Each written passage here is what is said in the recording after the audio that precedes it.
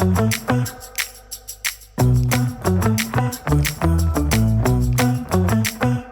everyone. Welcome back to another episode of Pipe Dream and our 100 in 100 series. I am very excited today to be joined by Charlie Riley. Charlie, welcome very much to the show. Thanks, Jason, for having me. I appreciate it. Yeah, you got it. So tell me a little bit about yourself, what you do, and why you do it to kick us off. Sure. I'm a career marketer. I am currently the head of marketing for OneScreen.ai. We are an out-of-home technology platform, so we help brands utilize billboards, transit ads, really bring like real-life advertising into their marketing mix. Why I do it? I love that question.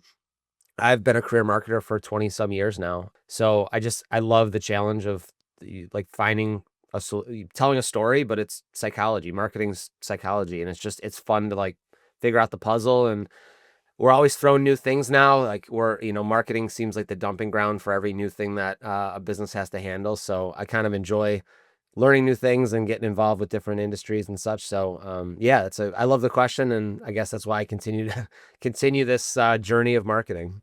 Yeah, absolutely. I mean, the psychology behind marketing is also one of the reasons why I got into it, and I think it's really, apt to be talking about that now because we're here today to talk a little bit about the role of AI and how that is influencing our careers as marketers and the work that we're producing as marketers.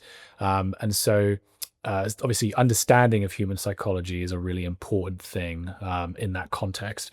But let's start here. Can you talk me through what you think is one piece of conventional B2B marketing wisdom that is now totally backwards in a world of AI?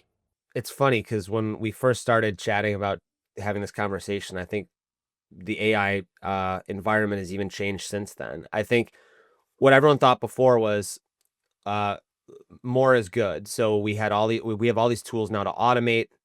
We can talk to a wider audience. We can personalize, by throwing their first name in, which I think we can get into what personalization really is. But the idea was that, okay, we can do more and we can get in front of more people. We're going to sell more things.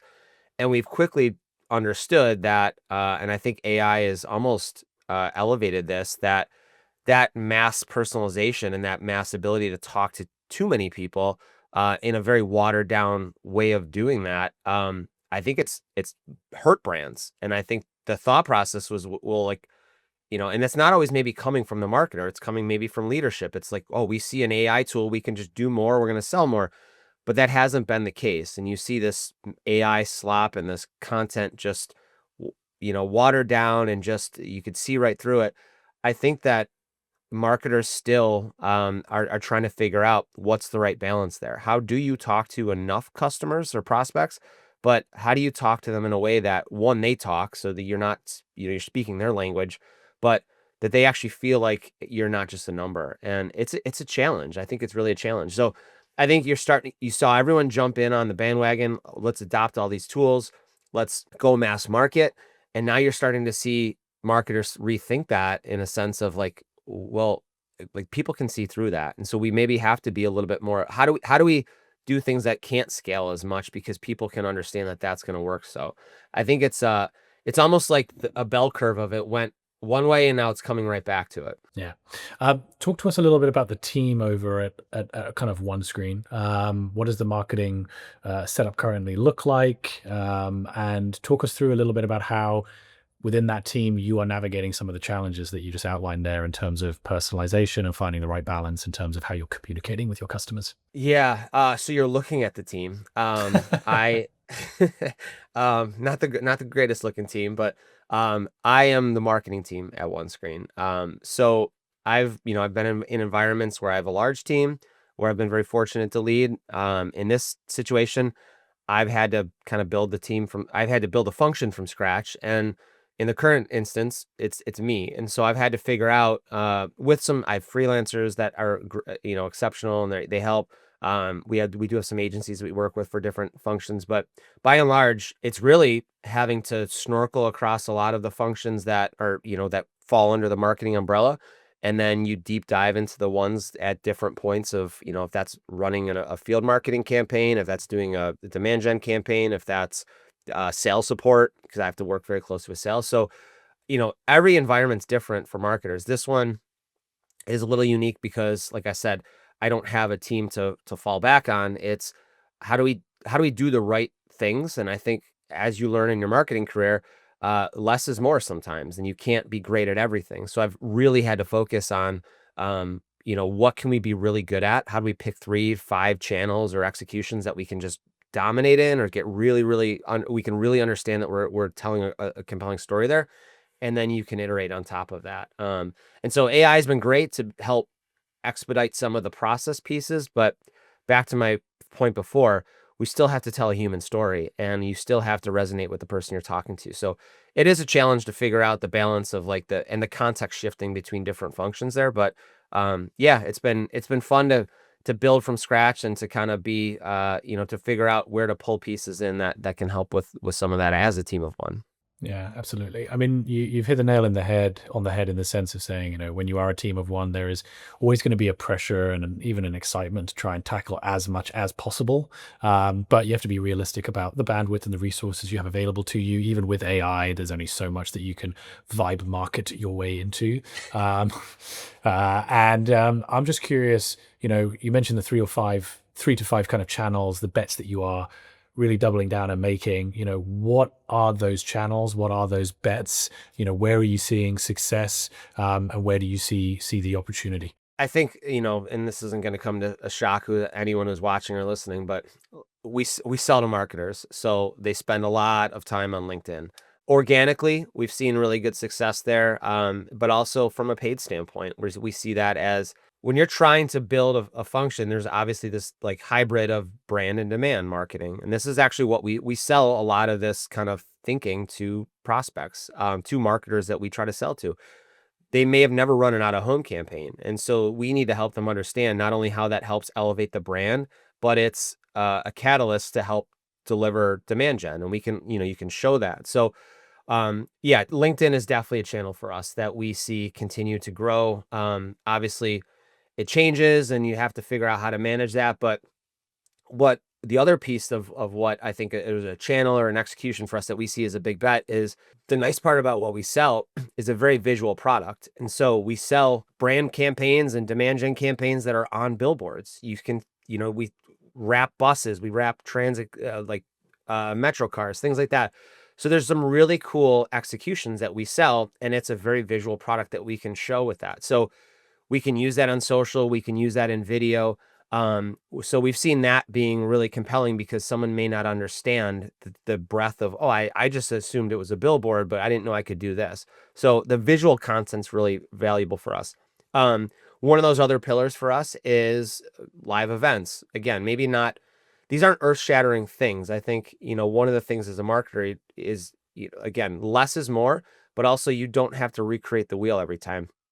Work with tried and true executions. And for us, again, marketers, they want to be back at events. You're starting to see smaller events. We've seen really great success with things like Drive from Exit 5, Spring by Winter. Like those types of events are, it's you're talking to your peers. You're meeting the right types of people. So those types of events, but also the larger ones, we've seen really good success with those. So I think between LinkedIn, between field marketing, and also just original content that you can start to use for education purposes. So it's not us telling people how great we are, how great our category is. It's the real life stories that you can use in a couple different instances. Those have been our biggest pillars so far. Yeah, yeah, it's really interesting because for me, I kind of see it as almost like a little bit of an owned media kind of flywheel in the sense that you're creating this great content, you're distributing it to your community in platforms like LinkedIn, where they're spending time. You are then kind of servicing that community and meeting that community IRL at events like Drive and Spring, which I'm sure then gives you more opportunities to create content, service the community better, attend more events, and then you've got this like nice kind of flywheel that's built around your business, your perspective, your people, and your point of view. And that segues nicely into my next question, which is around the point of view over at OneScreen and how you are communicating that across your channels, specifically on LinkedIn. Let's dive a little bit deeper into that. Are we talking specifically about the brand LinkedIn account, or are we talking about the personal accounts of the executives within OneScreen, or is it a combination of both that you're using to get your message in front of the people that matter? Yeah, it's a great question. From an own standpoint, yeah, we're using LinkedIn. We also, we built a podcast to be able to to really have those conversations with others. We use that on LinkedIn, not only on the brand channel,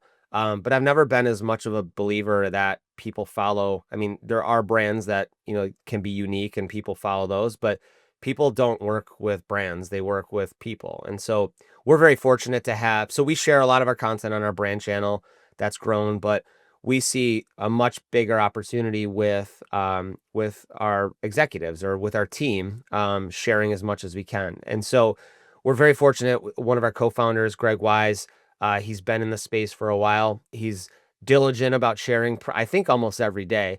And usually the angle ties into something back to out of home advertising.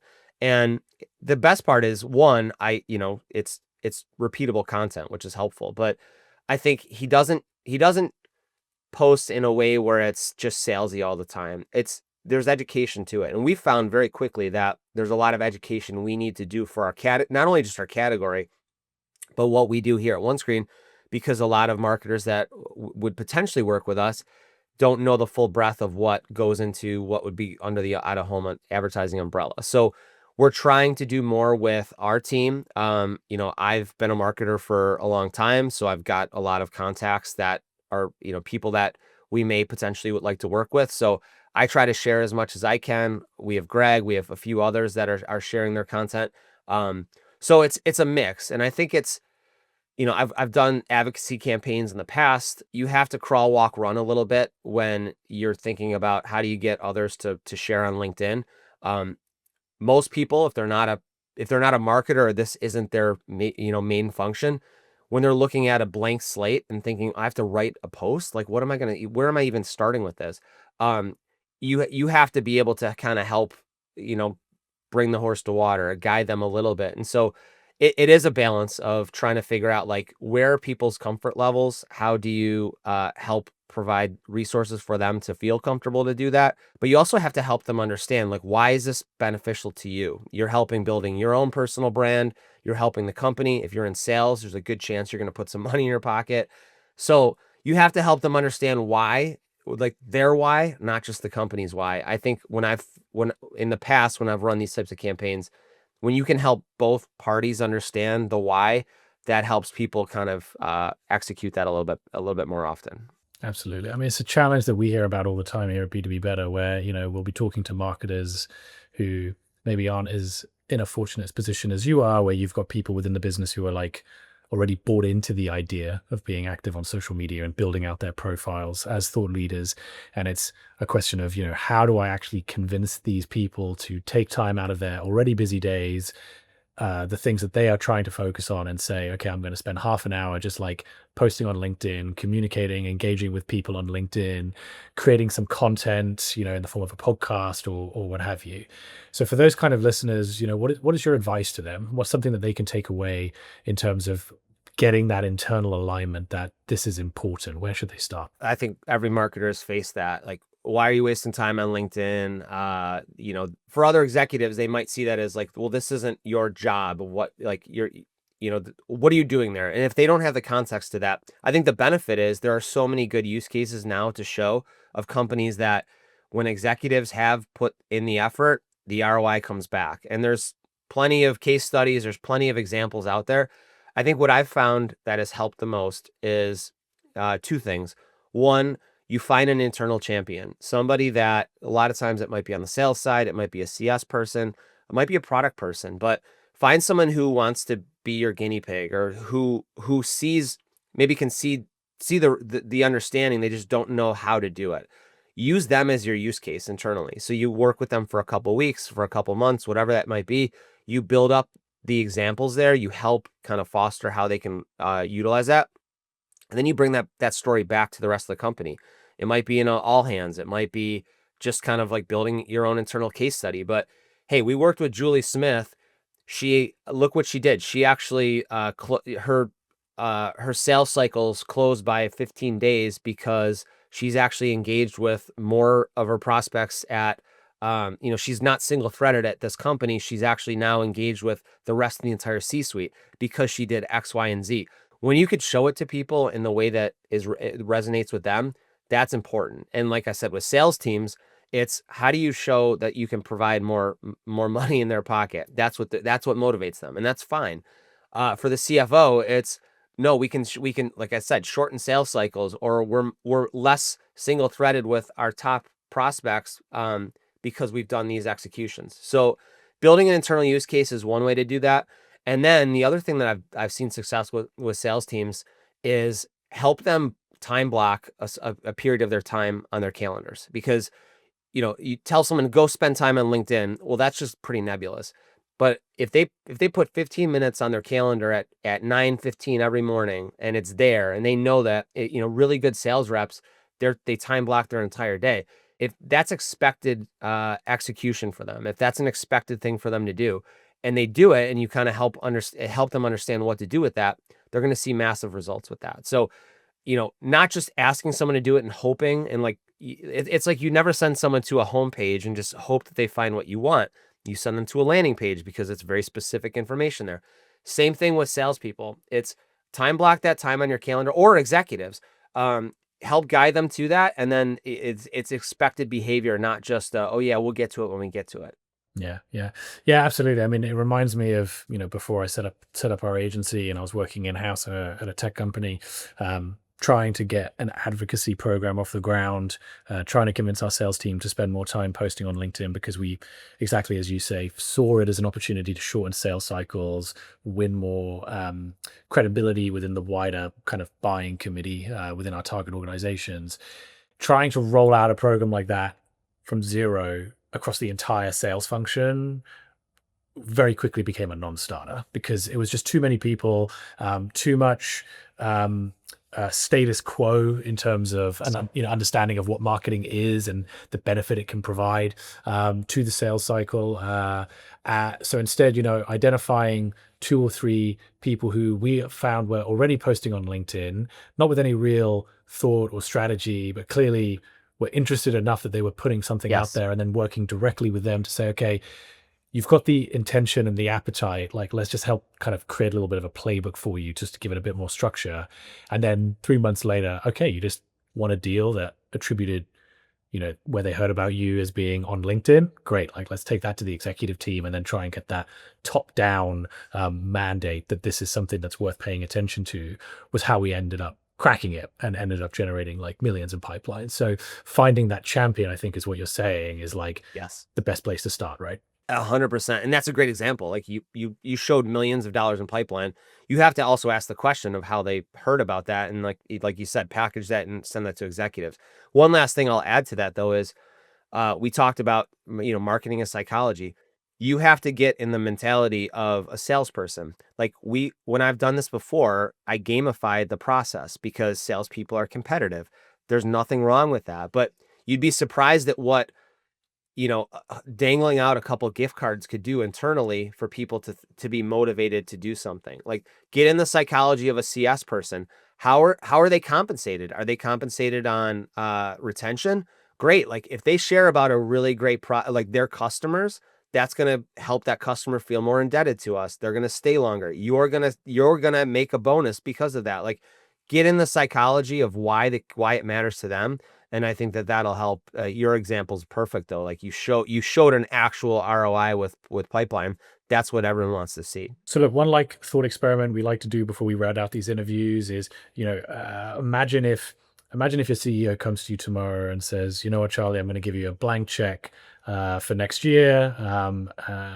Use it to build us an audience, or to continue to grow the audience we've already built.